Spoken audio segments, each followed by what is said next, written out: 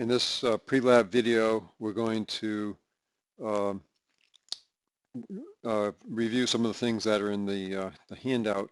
One of the things that was mentioned was about how there's an easy way to find the center of mass if you just support the object, and you can see here, like if we were supporting, let's see, if we were supporting like at this point, then the weight would cause a moment to bring this weight down until it's lined up.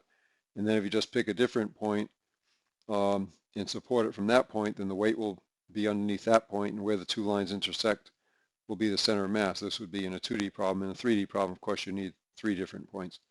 But anyways, we'll demo that a little bit later in the lab.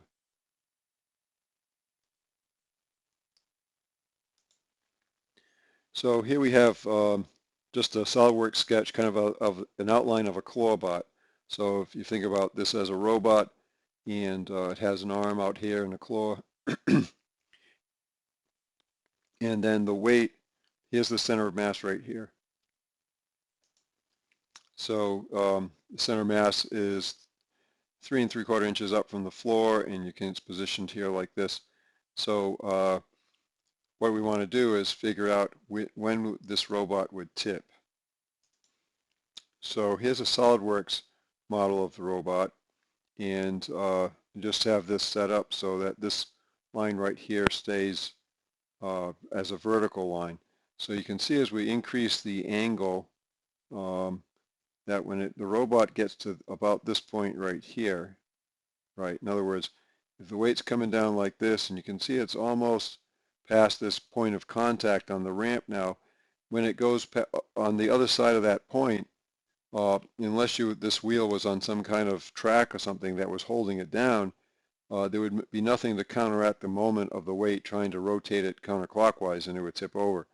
So that gives you an easy way to figure out, in other words, I just move this up here until I'm right on the contact point, and then if I click on that line, you can see down here the angle there is 38.6. And so then if I do the same thing, if I were backing up a ramp, and you can see, right, as I get close to this point here, oops, right, where that's in contact right there, and now I look at, I'll click on this line and look at the angle again, and it says 331. Of course, that's the angle all the way around. So I just subtract that from 360. So that's like 28 degrees and change.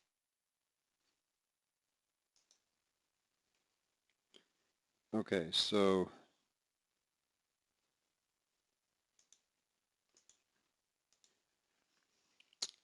this is again just a slide showing what we just showed, that once that weight gets past that point of contact, there's nothing to keep it from moving over. And then here's the 28 degrees and change the other way. And so what we could have done, if we know where the center of mass is, we can just draw a line down to whatever the polygon of contact is for the robot, and then there's the angles right there. So this, if we're going in one direction, then this would be the maximum angle. In the other direction, this would be the maximum angle. The place where sometimes students get mixed up is they use this angle right here, right, where in other words, the angle you want to use is up at the top here. So based on stability, that will tell you the maximum angles this robot could climb based on stability. Of course, we still have to also be concerned with, do we have enough traction, and do we have enough torque from the transmission to turn the wheels? Okay, so the next thing we want to talk about is getting all the right materials and weights into the robot. So a lot of these parts haven't been assigned materials, and so based on the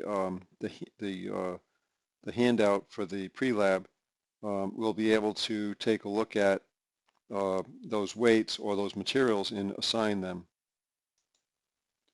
But I'll have to stop here and pick up with the next video.